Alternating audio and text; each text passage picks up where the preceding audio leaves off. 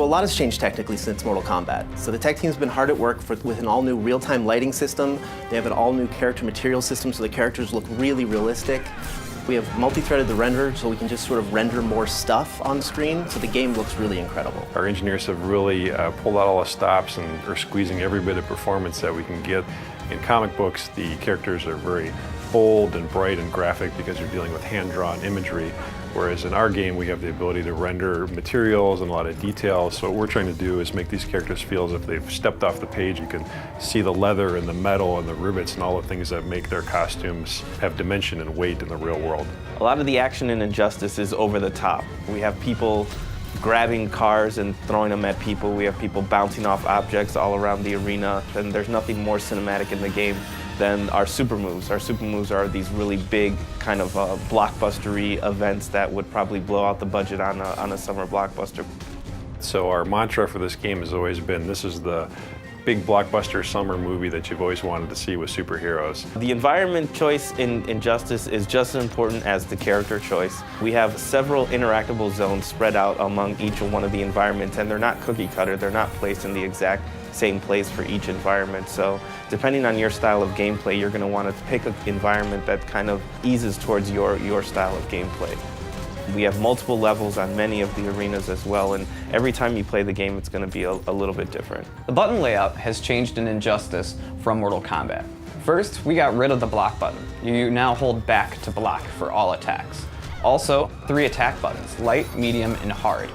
So the additional button we call the character trait button, and that's a specific attack designed to showcase each character. So in the case of Nightwing, he uses the button to switch between his Kali stance using Kali sticks and his staff stance where he uses a staff, and there's completely different attacks.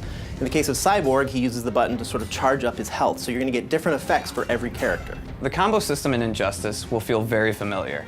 Instead of using a special move to start a combo, you actually will use your special moves to link combos. You can also cancel out of a combo to link into a level transition or into a pop-up. DC's been incredibly supportive on this project and actually pushing us to take things farther than we ever thought we'd be able to get away with. Superman in particular was fun to work on. We had a lot of freedom with trying things as far as materials and adding little armor bits and playing with the way that his logo ties into his cape, things like that, which normally you'd think you wouldn't have the freedom to play with such an iconic character, but DC was very supportive the whole way. The coolest thing about working on Injustice is obviously learning a lot more about the DC lore.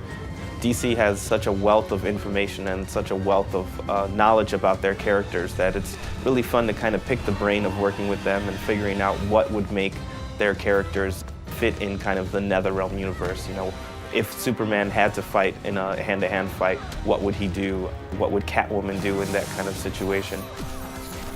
What excites me about working on Injustice is we get to play with superheroes. We get to make Superman, Batman, The Flash, Harley Quinn, characters that we've seen in cartoons and grown up with our entire lives. So to put fighting styles to each one of those characters and special moves has been really a privilege. Working on Injustice has been very exciting.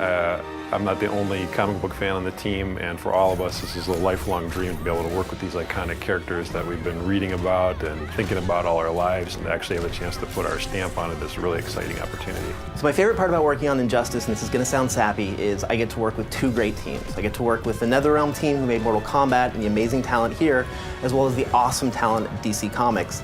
And sort of that marriage between 2 awesome teams is what really keeps me coming to work each day.